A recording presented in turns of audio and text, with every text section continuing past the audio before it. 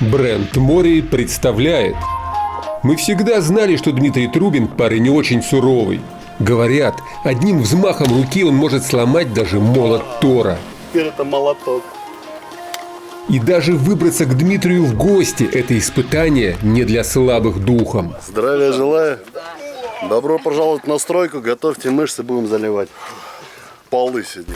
Но от строительных работ нам в этот раз удалось откосить. Ведь у нас была уважительная причина – снять фильм о том, как, чем, а главное, где сегодня живет Дмитрий Трубин. Его нашейник, он разбегает. Пах! Цепь разлетелась просто-напросто. Скажем больше, мы даже смогли найти одного отчаянного парня, который не побоялся выйти против Дмитрия к столу. Нормально, я размялся. Теперь можно. Как вы видите, истории нам предстоит рассказать очень много. Тут уж не до строительных работ. А перед тем, как начать наш рассказ, мы предлагаем всем спортсменам оптимальное решение для хранения спортивной формы. Ну скажите уже нет этим пакетам. Просто зайдите на сайт Мори и подберите удобный морибэг для каждого элемента вашей экипировки. Сохраняйте свой спортивный стиль даже в мелочах. Ссылку на сайт Мори вы сможете найти в описании к этому видео. Ну а мы отправляемся в Краснодар.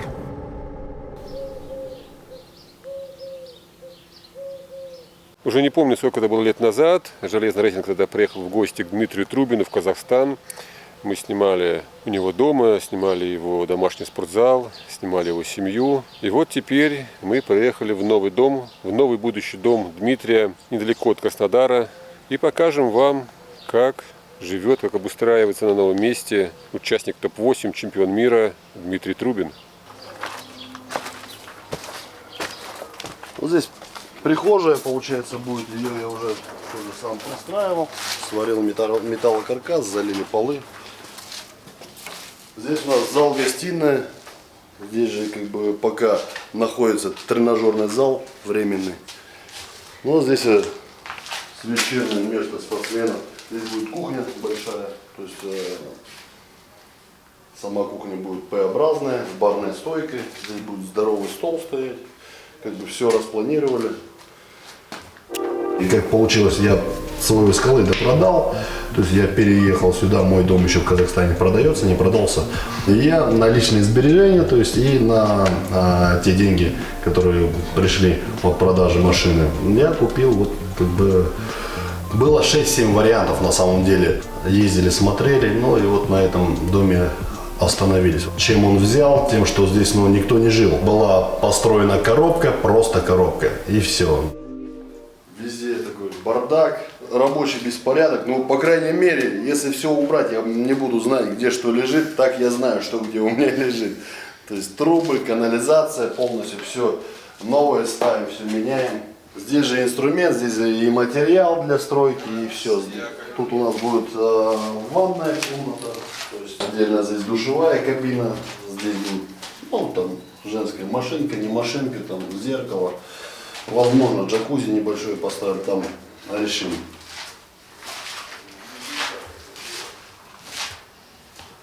Дмитрий, а почему именно в Краснодар? Почему не в Москву? Да и вообще, зачем один из самых крутых рукоборцев-тяжеловесов Казахстана решил перебраться в Россию? Уверены, этот вопрос интересует многих. Я вот по жизни, рисковый человек, я всегда делаю рисковые решения. О том, что что-то здесь не так, фанаты армрестлинга заговорили во время второго этапа топ-8, когда Дмитрий вышел на поединок с Алексом Курдечей под российским флагом.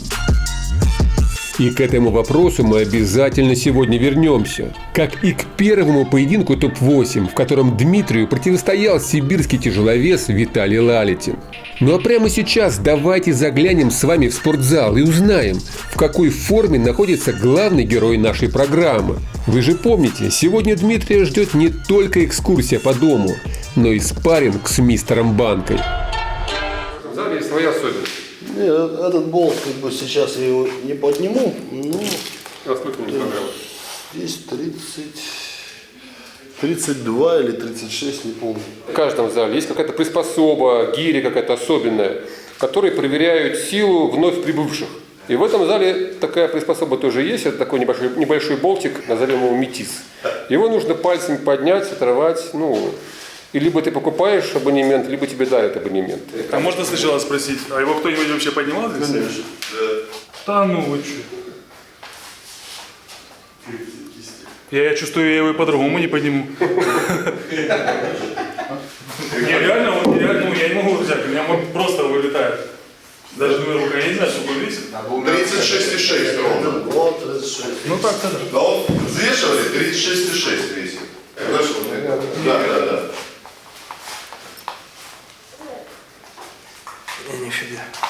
Бывает вот так, не поддаю, вот так. А бывает. Говорят, это стандартный болт нормального краснодарского парня, да. Лови. С такого расстояния. Туда Не, слушай, ну я, короче... Не, ну так еще ничего. Это поменьше, который, нет? Да, я тебе, ты мне. Не, так не надо. У меня с координацией не очень последняя. А вот это, Дима, а то потом на топ-8 не досчитаешь. Десятка, вот такое ядро, побольше, только десятка. Это, то есть, пятерочка, это шестерочка, а там десятка есть. Вот прям, вот шестерка. прям хорошая. И по объему побольше. Щупковый хват развивать. Вам нужно каждому ядру присвоить имя. Там Ливан, Дэн, например. Да. Блин, на Ливана ядер таких, по-моему, не выпускали. С этого. Заниматься, готовиться начал. На что готовиться, пока еще понятия нет. Будет вообще в этом году соревнований, не будет. Это самая большая проблема, то есть неопределенность. Если была бы цель, был бы план, на что готовиться, конечно, сейчас подготовка другая бы шла. Вот если 10 максимум, оцени сейчас свою форму. На семерочку оцениваю. В принципе, после карантина, вот мы в этом зале у меня спасались от карантина, как бы выезжали, занимались. Ребята ко мне в гости приезжали, многие друг другу помогали. Как-то что-то вот выходить из этой непростой ситуации для многих, не только для спортсменов. Да уж, пандемия перевернула все с ног на голову, и профессиональный спорт пострадал под ее натиском одним из первых. Скажем больше, страдает до сих пор. Ведь, как правильно сказал Дмитрий, состоятся или нет все ранее заявленные старты, пока непонятно. Вот как быть в таком режиме неопределенности спортсменам, жизнь которых всегда была подчинена строгому графику? Тяжело было выйти из той калерии, когда ты долгое время, там, десятилетия живешь по одному плану, по одному времени, которое течет день изо дня, у тебя постоянные тренировки, планомерные, разработанные. А здесь, получается, у тебя отняли цель, и ты существуешь просто в никуда. Вот именно справиться с этим вопросом, с этой ситуацией, мне помогла вот как раз и стройка дома, и за счет стройки переставил, можно сказать так, цели, немножко переиначил. Прошел этот небольшой кризис. Я думаю, другим спортсменам, конечно, потяжелее было. Стройка меня спасла, да. Как бы это ни звучало смешно, но стройка меня спасла. Здесь комната дочери будет, она такая аккуратная. Здесь мы уже залили, теплые полы залили, черновые, то есть будет сверху еще жидкий наливной пол, выравнивающий, самовыравнивающийся. Также вставил я здесь окна. В принципе, осталось отделку ставить, двери, натяжные потолки полностью здесь я хочу закрыть. Здесь будет гардеробная, открываться будет купейная дверь такая. Ну, отлично. То есть здесь у пацанов спальня будет, здесь Миланкина будет спальня, здесь общая гардеробная, чтобы не наставлять в комнате 10 шкафов.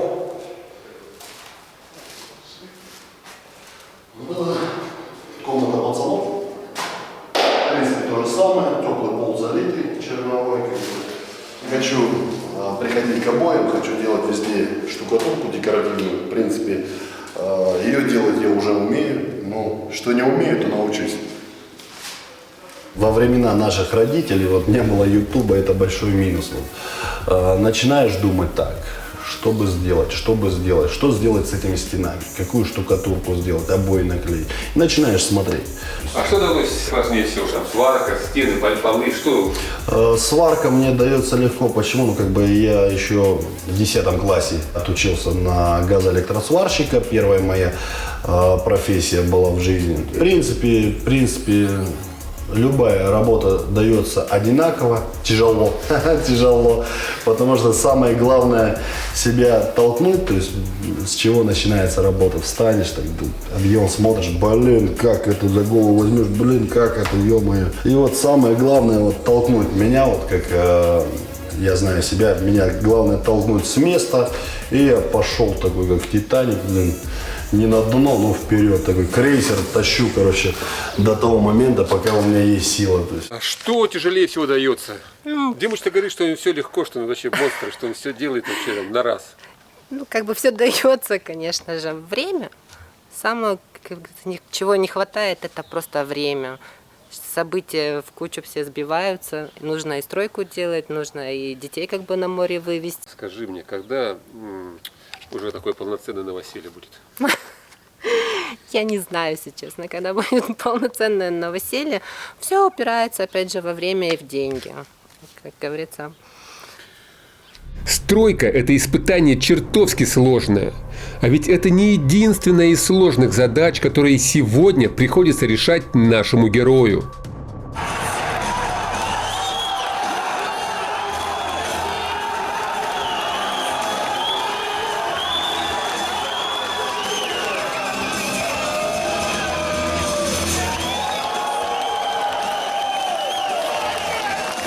Когда Дмитрий Трубин впервые попал в объектив железного рейтинга, он был на подъеме.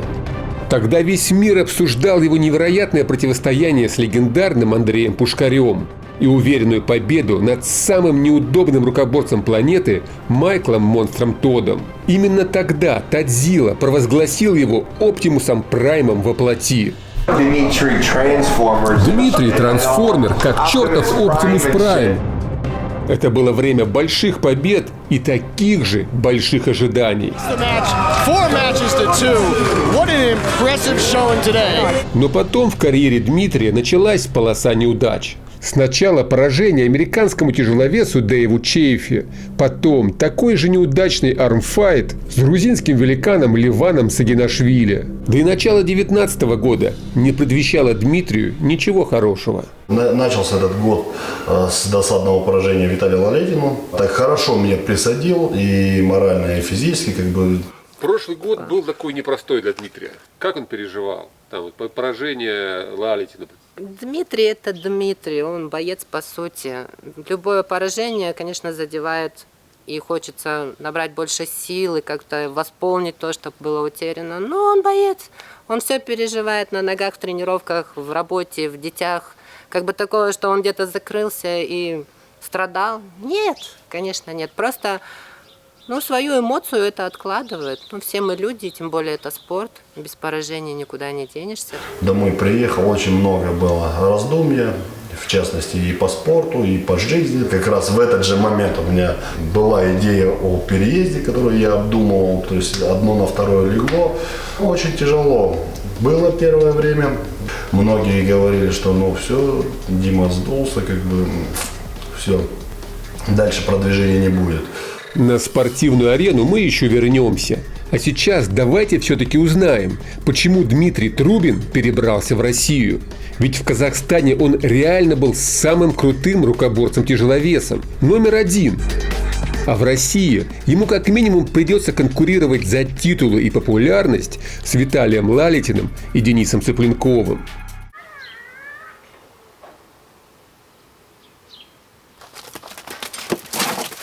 Он у меня раньше как собака на цепи был, когда здесь курицы были. Я его на ошейник, он разбегается, бах, цепь разлетелась просто-напросто. Вот маленький, такой дурак. Он походу знает, что его участь это шашлычок. Но я думаю, не шашлычок. Мы с него он подрастет, травушкой, дети его покормят, целиком на вертеле сделаем. Вот воевода тебя не слышит. Здесь я уточку, сало, мясо копчу. Труба закопана. Вот здесь развожу костерчик, кидаю щепу, либо пень, она тлеет, дым туда горячий идет. Если хотите сделать холодного, то трубу надо закопать, где-то вот здесь, чтобы дым, когда дошел до туда, он успевал остыть, да. Но это на самом деле геморрой еще какой. Это надо коптить сутками ее. А так 4 часа покоптил, Да, утка копченая вкусная. и у тебя уже готовый продукт. До 97 года я проживал в России с родителями. Переехал в Казахстан, то есть и по совершеннолетию получил паспорт Казахстана. Все это было сделано, весь переезд был затеян для того, чтобы для детей. Им все нравится, они кайфуют. Ну, скучают, конечно, по бабушкам скучают, по дядям, по тетям, по знакомым. Ну, влились уже свои друзья, вот сейчас убежали, дома нет. Детям кайфово, море, все здесь. А соседи знают, что здесь живет чемпион мира по армрестлингу? Да, знают. Ну, соседи у нас тут, как говорится, в основном бабушки, дедушки, молодежи очень мало. Но зато очень тихо и спокойно. Для детей самый кайф. Школа близко, садик близко. Как бы дети вышли за двор, мы не переживаем, что они вышли погулять. Многие моменты меня в Казахстан душой тащат. Есть такое чувство, когда ты скучаешь по земле, по родным, но понимаешь, что чтобы двигаться вперед, надо чем-то жертвовать. Эти мои чувства, можно сказать так, это жертва для будущего, не то что будущего меня, а будущего семьи. Здесь у меня получается 3-й этаж, также перила свалены лично мной. Это уже будет моя комната, большая. Здесь у нас личные вещи находятся, кавардак, бардак. Живем, как говорится, на чемоданах пока. Все в пыли, но потом все помоется, это дело. И, то есть, мансардная комната тоже. Черновая отделка все пройдена. Тоже будет гостевая. В дальнейшем здесь, в принципе, будет утепляться. Она утепляться будет крыша. Теплый пол постелен. Также окна стоят. Это у нас, получается, будет форточка на чердак. Здесь будет закрываться. Полностью утепляться. Дверька. Должно по планам получиться классно. Не знаю, как вам, но мне нравится. Нам тоже нравится. Как нам кажется, спортивное будущее Дмитрия требует не меньшего объема работ, чем его новый дом. Но чтобы понять, как у него обстоят дела с его спортивным ремонтом, нам обязательно нужен стол для армрестлинга.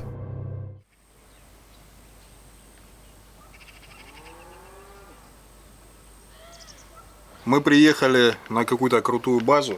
Здесь мотоциклы, здесь красиво, здесь есть стол. И ждем Диму. Сейчас подъедет Дмитрий Трубин. Вколят Сереге еще одну порцию синтола в руки. И, может быть, они даже побоятся.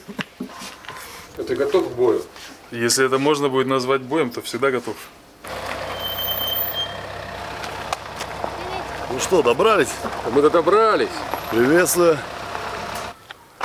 Про что я и говорил, только пофотались, все. Да. Вендетту Пока камера работает, предлагаю Дмитрию дать мне фору. Да.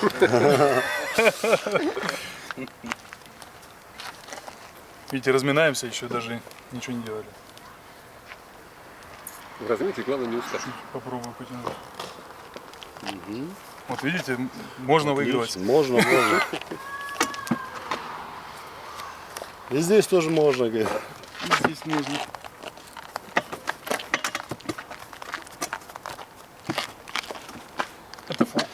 Как ты менял, пытался перестроить технику за последнее время? Я? Нет. Я? Да, в принципе, уже отработана золотая середина. Просто надо физику набирать. И я знаю, что мне не хватает и что очень долго растет. Но стремимся к этому. На самом деле вынес большой итог, что больше не гонюсь за массой. Первый тур показал, что моя масса и та сила, которая была, она была вообще не скоростная, скорости не хватило категорически. Отказался от многих упражнений, все-таки век живи, век учись. Начал готовиться по-другому, но не в кардинальной, конечно, смысле, но сделал такие поправочки на ветер, начал готовиться по-другому. То есть первый тур был проигрышем, вес на момент соревнований там 130, под 135 был. Второй тур я уже приехал с другим весом, уже переехал в Краснодар, уже выступал за Российскую Федерацию, то есть я выиграл 6-0, вес был 125-126 килограмм. Так же, как и третий тур, я приехал с этим же весом. В принципе, форма была немножечко получше на третий тур, конечно. Возможно, победа над Курдечи и прибавила Дмитрию оптимизма, но настоящим экзаменом на профпригодность для нашего героя стал поединок с Тимом Бреснаном на финальном шоу ТОП-8 2019 года. Ведь поражение американцу 100% поставило крест на его спортивной карьере. Когда я приезжал к Денису, вот как раз перед вендеттой с Тимом Бреснаном, мы поспарринговали. Дэн сказал: вообще, Димон, ты готов на 100%, не переживай вообще, ни капельки, я уверен, что ты выиграешь. Как бы. У меня тоже была уверенность, конечно, но он прям меня зарядил эмоционально там. Денис, возможно, и был уверен, но мы все-таки за Дмитрия волновались. Во-первых, уж больно неуступчивый соперник этот американский дедушка. Но, во-вторых, мы же знаем, что Дмитрий может сам себе найти проблемы практически на пустом месте. Но этот армфайт Дмитрий Трубин провел как по учебнику. И, возможно, это противостояние с Тимом станет первым в череде новых ярких побед теперь уже российского тяжеловеса. Я живу так, как бы мне охота жить этой жизнью, мне охота тренироваться, то есть это мое личное желание. Я ни в коем случае никогда никому ничто не доказываю, может где-то оно так смотрится, что кому-то что-то хочу доказать. Нет, в первую очередь хочу доказать себе, что как бы я смогу, я сумею.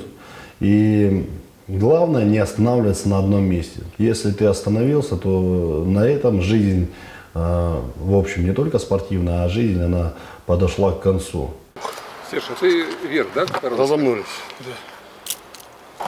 Я не знаю, что, когда никуда не идет, пытаешься куда-нибудь вести. Ну, вообще вверх, да?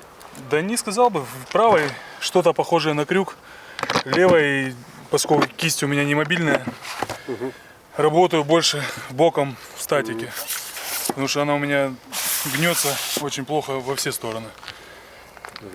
Начиная с когда-то чемпионат России был в 2010 году или в 2011.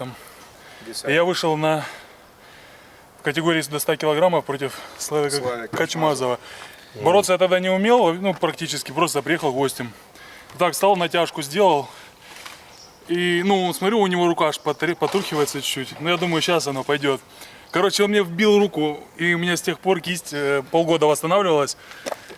Как бы болеть не болит, но... Друзья, вот если вы начинающие, если вы не понимаете в армрестлинге еще ничего, и вот вы видите разговор перед спаррингом, знаете, кто больше говорит про травмы, тот сейчас проиграет. Он просто готовит вас, он вас к этому готовит.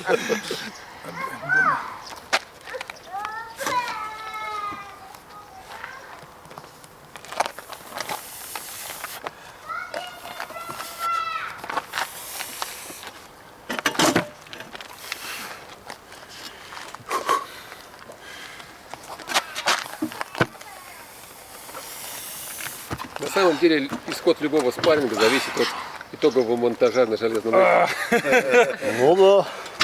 Все-таки после, конечно, этого паренька не отошла, еще болит. Позавчера ж боролись. Прям больно. Там больше страшно, когда в кричи. И ногу закидывал. Не, наверное, не получилось. Все. Связки уже разбились. За один день, за два. Как тебе, Дмитрий? Да как? Чемпион, а то и чемпион.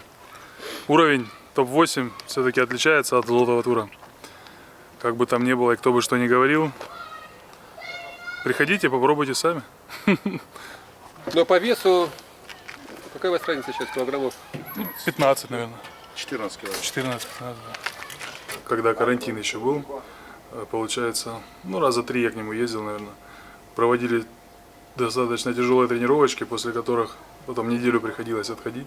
За столом Дмитрий уже все-таки спортсмен уровня топ-8, поэтому пока что мне еще нужно работать и работать. Ну, сильный? Сильный, конечно.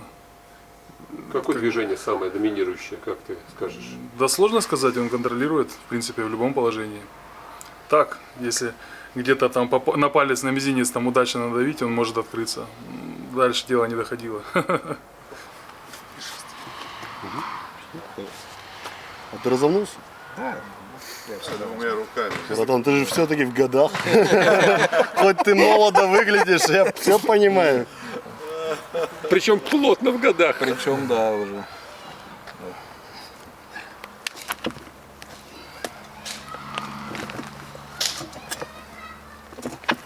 Ну, прям, нереально. Да? Да, он оправдывает свой Optimus Prime, то есть он нереальный вообще. Меня, на самом деле, кроме шуток, меня мало людей может вот так 2 руки выкрутить, 2 мои кисти. Очень мало людей это может сделать. Вот поэтому прям вот это движение, А давай крючка. Вот, давай. Ну, понял, да? Понял. То же самое, только в крюк. Да, и крюк, и блок, конечно. И все было бы хорошо в нашей сегодняшней истории, но для яркого хэппи-энда не хватает нового сражения. А вот будет оно или нет, пока так и не ясно. Из-за закрытых границ проведения злотого тура и топ-8 пока еще под большим вопросом. Может быть, уже все-таки отпустить этот момент и начать готовиться все-таки на следующий год, на 2021, на топ-8 2021 года. Как бы тебе было бы удобнее? Ну, я думаю, удобнее было бы, как и всем, на 2021 год готовиться. Потому что лишняя вендетта, лишняя подготовка, как бы, сами понимаете, сейчас надо делать коррекцию. Пока ты подготовился к вендетте, потом приехал домой, пока отдохнул, а здесь у тебя сразу опять начинается жеребьевка, начинается первый этап топ-8. То есть в идеале, если не получится, чтобы сказали заранее, чтобы не начать пахать, форсировать, чтобы было время подвосстановиться физически, морально и подойти планомерно к этому вопросу, уже подготовить форму на следующий год. И вот на этой грустной нотке мы и заканчиваем наш сегодняшний выпуск. Не забудьте поставить лайк и поделиться этим видео со своими товарищами по качалке. Это важно. А мы прощаемся с вами. До скорых встреч!